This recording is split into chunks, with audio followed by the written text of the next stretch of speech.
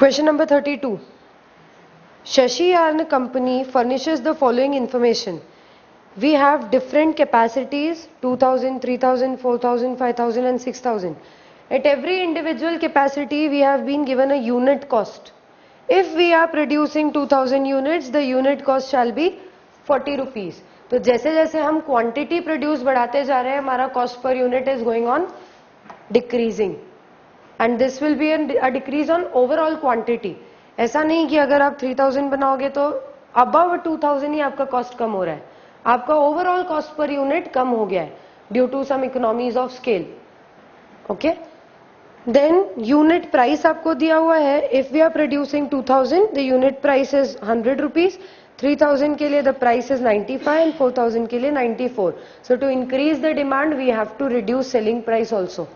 तो आपको अगर क्वांटिटी बढ़ानी है आपको सेलिंग प्राइस भी कम करते जाना होगा, but that is given only till 4000 units. 4000 तक का ही सेलिंग प्राइस दिया हुआ है. After that it's given at present firm is operating at 4000 units capacity and has received an order for 2000 units from an export market at rupees 28 per unit. So right now we are at 4000 units. We are operating at 4000 units capacity. मतलब हमारा cost लग रहा है 34 rupees per unit and we have kept the unit selling price as 94 rupees. अब बोला गया है हमें एक एक्सपोर्ट ऑर्डर मिला है for 2000 units. So we have a capacity of production of extra 2000 units. हम और बना सकते हैं, उससे हमारा थोड़ा कॉस्ट भी रिड्यूस हो जाएगा. But from this export unit we can get a selling price only of 28 rupees per unit. Now this 28 is only specifically for this export order. जैसे बाकी के दिए 100, 95, 94 they are on the overall basis. पूरे के पूरे domestic market में ही आपका selling price उतना ही रहेगा if you want that particular quantity. Export market is a separate market. It will not affect the domestic market. तो डोमेस्टिक मार्केट में तो आपका सेल प्राइस 94 रुपीज ही रहेगा. एक्सपोर्ट का अगर आप ऑप्शन सेलेक्ट करते हो तो you can have a selling price of 28 rupees for that particular 2000 units. Should the order accepted? क्या हमें एक्सेप्ट करना चाहिए या नहीं करना चाहिए? करना चाहिए. देखिए कैसे फाइंड करेंगे. इंडिफरेंट है. हाउ?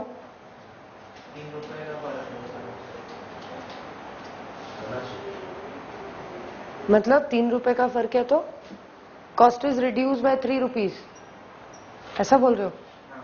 तो इंडिफरेंट क्यों हो गए?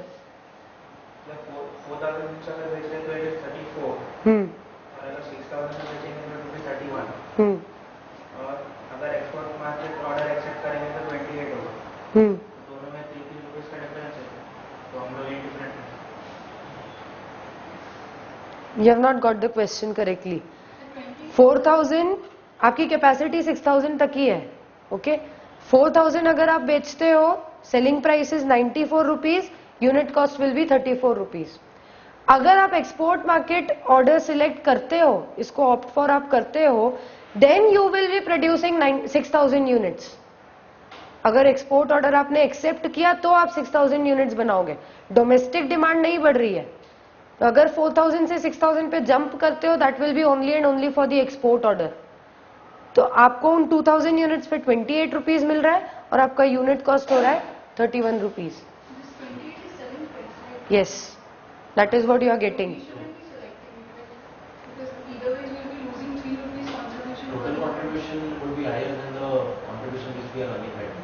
Correct.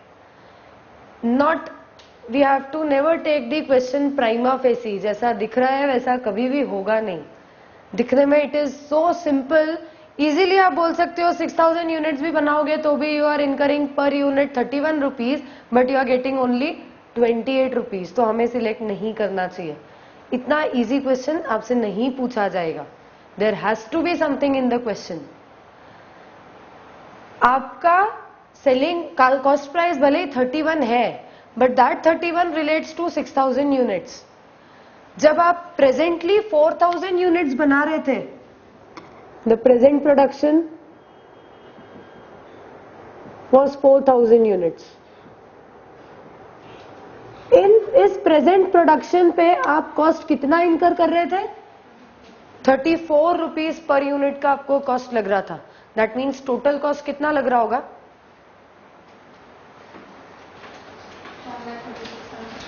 1,36,000.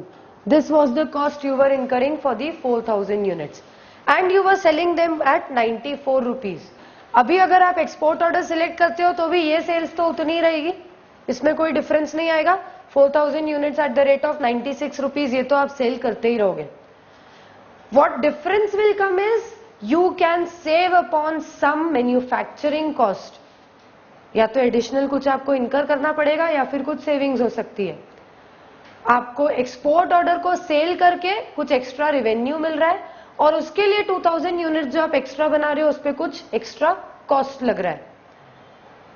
Okay, if you are producing 6000 units now, मान लो कि हमने एक्सपोर्ट ऑर्डर सिलेक्ट कर लिया, we have accepted this export order.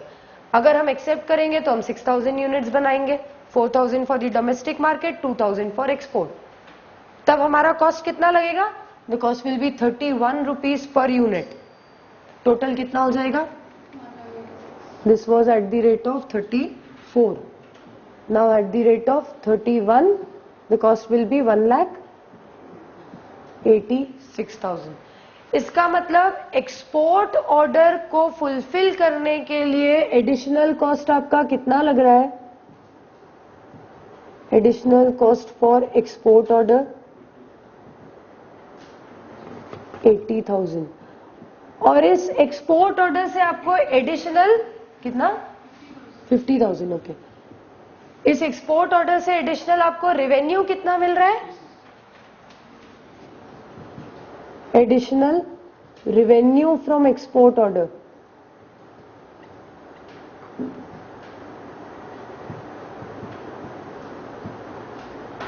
जो ऑलरेडी आप सेल कर रहे थे डोमेस्टिक मार्केट में, वो तो अभी भी करते रहोगे. Additional will be only 28 rupees for 2000 units, that is 56,000. आपको एडिशनल रेवेन्यू मिल रहा है 56,000 का. 56,000 का रेवेन्यू अर्न करने के लिए अगर आपको एक्स्ट्रा 50,000 कॉस्ट इनकर करना पड़ता है, will you go for it or not? Yes. So we will select the option. Net additional benefit shall be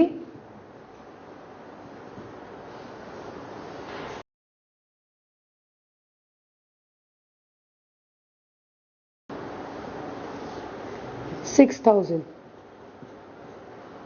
Therefore, the export order should be selected.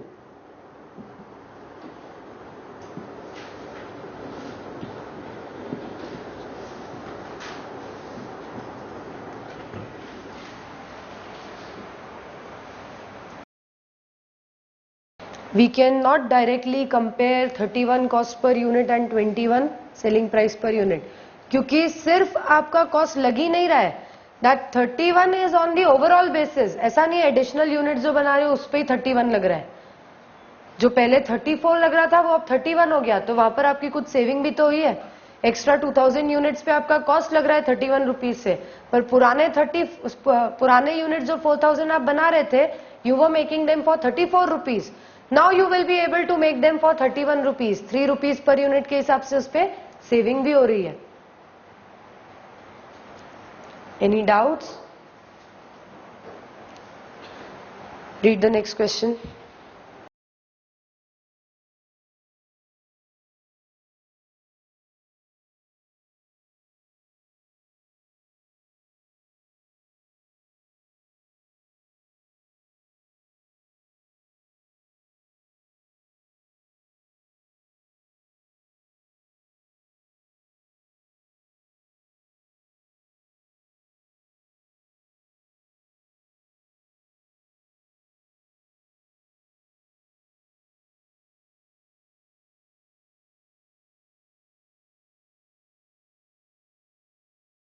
Question number 33. X Limited, having an installed capacity of 1 lakh units of a product, is currently operating at 70% utilization. Total installed capacity is 1 lakh units. and they are right now utilizing only 70%. That means only 70,000 units they are producing. At current level of input prices, the FOB cost per unit taking credit of applicable export incentive work out as follows. FOB cost you must all be knowing, freight on board or free on board cost. Okay, तो ज़्यादा relevant हमारे लिए वो नहीं है यहाँ पर. You can consider it to be simply cost. आपको बोला गया है अलग अलग प्राइस अलग अलग लेवल्स पे अगर आप ऑपरेट करते हो तो आपके प्राइसेस और FOB कॉस्ट क्या क्या होंगे. So you have eight different capacity utilisations the cost per unit. अगर आप 70% कैपेसिटी पे ऑपरेट करते हो तो cost per unit shall be 97. If your capacity utilization go up to 80%, the cost shall be 92 rupees per unit. If it increases till 90%, the cost shall be 87, and if it increases to 100%, the cost shall be 82 rupees. The company has received 3 foreign offers as under. 3 offer है company के पास. Source A 5,000 units at rupees 55 per unit. Source B 10,000 units at rupees 52 per unit. Source C 10,000 units at rupees 51 per unit FOB. तीनों offer के आपको quantity, sales quantity और sales price दिए हुए हैं. Now again prima facie सिर्फ ये देख के कि the cost are too high, 100% capacity भी यूज करोगे तो भी cost per unit shall B 82, जबकि सेलिंग प्राइस पर यूनिट जो ये लोग ऑफर कर रहे हैं that is in range of only 50s. Prima facie we can not decide कि this means we should not opt for it. अगर आपकी कैपेसिटी यूटिलाइजेशन बढ़ रहा है, आपका कुछ कॉस्ट की सेविंग भी हो रही है ऑन द प्रीवियस प्रोडक्शन. जो ऑलरेडी आप 97 रुपीज पे प्रोड्यूस कर रहे थे, 100% कैपेसिटी के आते आते 82 रुपीज में आप प्रोड्यूस करने लगोगे, उससे आपका ओवरऑल कॉस्ट में रिडक्शन भी हो रहा है. So we will have to calculate and suggest. सिर्फ बोल के या सिर्फ प्राइमा फेसी देख कर हम लोग आंसर नहीं दे सकते. We have to advise the company if it should accept all or any of the export orders.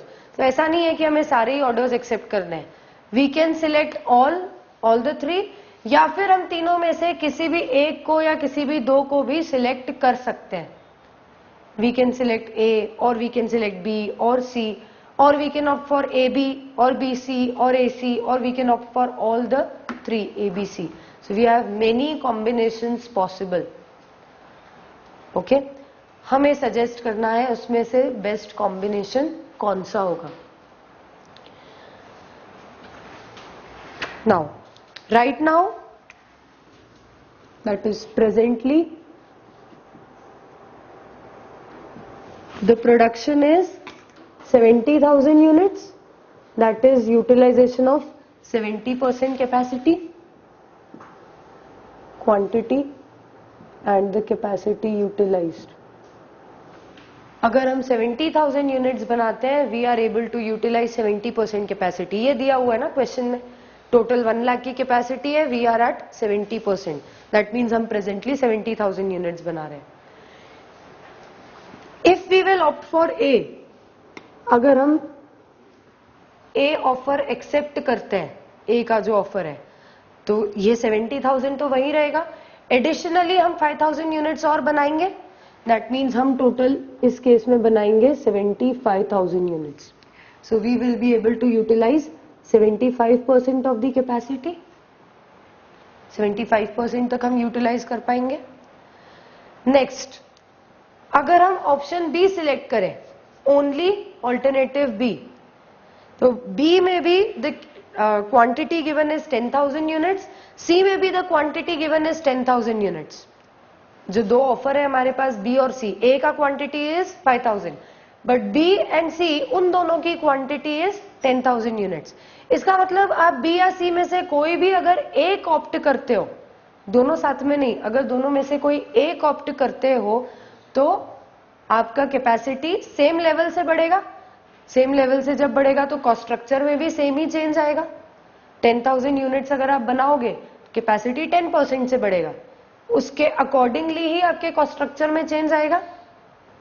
Okay मतलब बी या सी दोनों में से आप कोई भी ऑप्ट कर लो, you will have same additional cost. Additional cost आपका सेम ही रहेगा क्योंकि दोनों में आप सेम नंबर ऑफ यूनिट्स बढ़ा रहे हो। से अगर मैं अभी प्रेजेंट सिचुएशन में 70,000 यूनिट्स बना रही हूं, now if I opt for B, 70% से 80% कैपेसिटी यूटिलाइजेशन हो जाएगा, मेरा कॉस्ट पर यूनिट हो जाएगा 92 rupees. If I opt for C, again 70% से 80% कैपेसिटी यूटिलाइजेशन होगा, again my cost per unit will be 92 rupees. तो दोनों में से मैं कोई भी सिलेक्ट करूं, मेरा कॉस्ट स्ट्रक्चर सेम ही रहेगा। If I select any one out of the two, B या सी, दोनों में से कोई भी एक अगर मैं सिलेक्ट करती हूं, my cost structure shall B the same. लेकिन दोनों का सेलिंग प्राइस अलग अलग है। B is giving me a selling price of 52 rupees whereas C is giving me a selling price of 51 rupees। तो मुझे अगर इन दोनों में से चूज करना पड़े, क्या विदाउट कैलकुलेट किए मैं बोल सकती हूँ इनमें से B will be more profitable? बोला जा सकता है।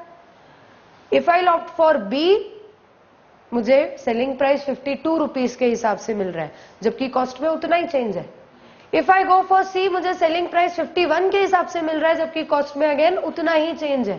So out of B and C it will always be beneficial for me to go for B. ये क्लियर है? मैं हमेशा बी को फर्स्ट प्रायोरिटी दूंगी ओवर सी। इसमें कोई डाउट? ये पॉइंट समझ में आया? So we have reduced our calculation by applying some simple logic. इसके लिए हम नीचे नोट दे देंगे, since both the offers B and C are for the same quantity,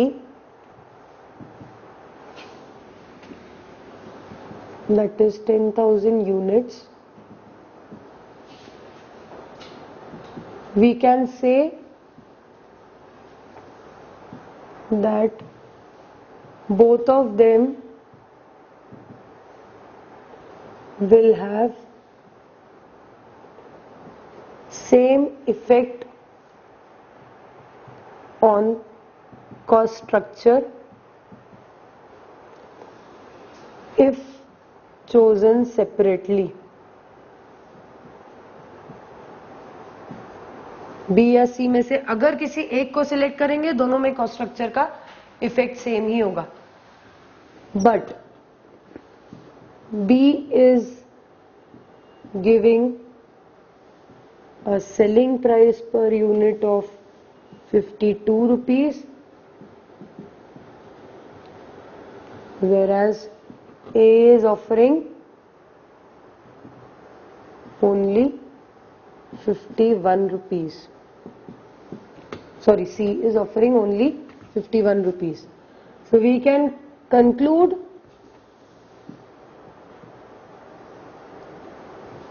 that B will be given priority over C. A को हमने इस discussion में include नहीं किया। क्यों नहीं किया? क्योंकि ए की क्वांटिटी अलग है। ए का अगर सेलिंग प्राइस भले 55 हो, but that 55 you are receiving only on 5000 units, जबकि यहां पर 52 या 51 हम 10,000 यूनिट्स पे अर्न कर रहे हैं। सो दे आर नॉट कंपेरेबल। इसके लिए हमने ए को फिलहाल इस डिस्कशन से बाहर ही रखा है। ए के लिए हम अलग से कैलकुलेशंस करेंगे। बी और सी की क्योंकि क्वांटिटी सेम है, 10,000 यूनिट्स पे आपको एक जगह 52 रुपीज मिलेगा, एक जगह 51 रुपीज मिलेगा with the same additional cost. तो हम बोल सकते हैं B is more beneficial. So we will go for B first. उसके बाद अगर एडिशनल फिर भी कुछ कैपेसिटी बचती है और प्रॉफिटेबल लगता है तो ही हम सी बनाएंगे, otherwise we will go for B. Okay, तो मतलब हम इंडिविजुअली सी वाला ऑप्शन नहीं कंसिडर करेंगे कि हमने केवल सी को ही एक्सेप्ट किया। हमने पहला ऑप्शन सिलेक्ट किया जब हमने केवल ए को एक्सेप्ट किया, जो नॉर्मली हम कर रहे हैं, plus we have accepted only one offer of A. Then we will accept B. हम अगर केवल बी को एक्सेप्ट करें, that will be our next option. If we have accepted only B, A only and B only, अगर हम केवल B को opt for करते हैं तो हमारी क्वांटिटी प्रोड्यूस हो जाएगी 80,000 विच will B 80% of the total capacity. Third option हमारे पास होता है केवल सी को सिलेक्ट करने का, but we have already concluded कि हमारे लिए केवल सी को सिलेक्ट करने से बेनिफिशियल है केवल बी को सिलेक्ट करना, इसलिए हम वो ऑप्शन कंसिडर ही नहीं कर रहे। केवल सी वाले ऑप्शन पे हम जाएंगे ही नहीं, क्योंकि हमें मालूम है उससे ज्यादा अच्छा है कि हम केवल बी को सिलेक्ट करें। Okay, then what next option we have, ये तो हमने इंडिविजुअल अगर एक एक को हमने सिलेक्ट किया तो देख लिया। Now if we select group of these offers, अगर हम ए और बी को साथ में सिलेक्ट करें, या ए और सी को साथ में सिलेक्ट करें, या फिर बी और सी को साथ में सिलेक्ट करें, these will be again the other options available.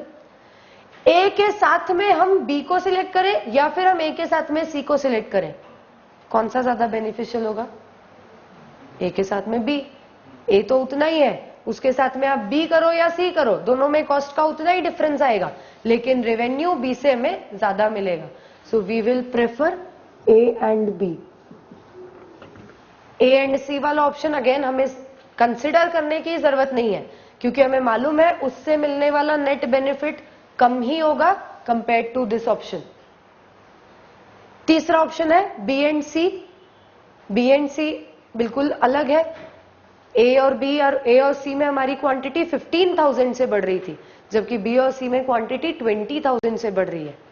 So they are different, so we can consider B and C. A और बी कंसिडर करते हैं तो हमारा टोटल प्रोडक्शन हो जाएगा 85,000, दैट विल बी 85%। बी और सी कंसिडर करते हैं तो प्रोडक्शन हो जाएगा 90,000, दैट इज 90%।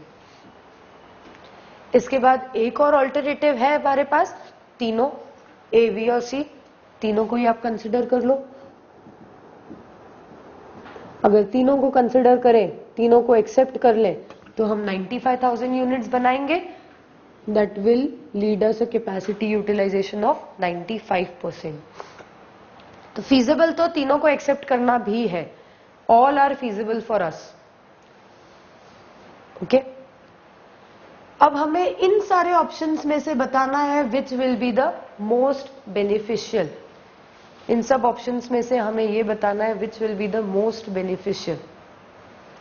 तो हमें दिया हुआ है at different capacity utilisations what cost shall be applicable, but the capacity utilisation gap is for 10% 70% का दिया है, फिर 80% का दिया है, फिर 90 और फिर 100, जबकि हमारे पास में गैप्स 5% के हैं। So we do not have the cost structure of 75%, 85%, 95%. तो हम या तो एवरेज ले लें, 70 और 80 का एवरेज जो होगा वो 75% हो जाएगा, या तो आप एवरेज ले सकते हो, या फिर आप ये अज्यूम कर सकते हो कि 70% तक अगर कैपेसिटी होती है तो हमारा कॉस्ट 97 लगता है, 80% तक अगर कैपेसिटी होती है तो कॉस्ट 92 लगता है। दैट मीन्स अगर आपकी 70 से 80 के बीच में भी कोई कैपेसिटी है, even then your cost will be 92। मतलब you can consider those capacity levels as the upper limit. अगर 70% तक कैपेसिटी यूटिलाइजेशन होगा, in that case we will be incurring a cost of 97 rupees. If it is more than 70% but up to 80%, the cost structure shall be 92 rupees per unit. आया समझ में? So these are the two assumptions which are possible. या तो आप average करके calculation कर सकते हो, या फिर आप ये मान सकते हो कि these are the upper limits given. तो इनसे कम भी है अगर यूटिलाइजेशन तो भी कॉस्ट स्ट्रक्चर यही एप्लीकेबल होगा। हम क्या ले assumption? बोलिए। upper limit wala. So again we will have to write an assumption over here. This was the first note. The second note shall be the capacity utilizations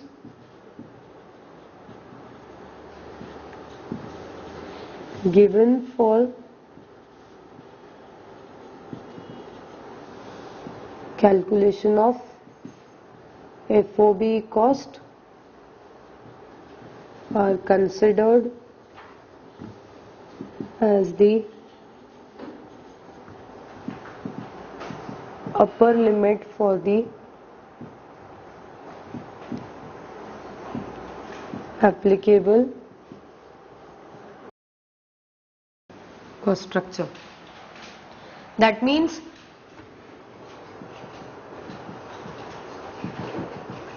अगर हम 70% capacity पर हैं, the cost per unit shall be 97. अगर हम 75% capacity पे आते हैं तो हमारे लिए कॉस्ट कम हो जाएगा, 92 ही रहेगा, which will be the same for 80% capacity also. Then जैसे हमारी कैपेसिटी बढ़ी 80% से ज्यादा, cost structure shall be reduce to 87 rupees per unit. This will be the same till 90%. उसके बाद जब भी कैपेसिटी बढ़ेगी हमारा कॉस्ट हो जाएगा 82 rupees per unit. Yes, answers will change. Ma'am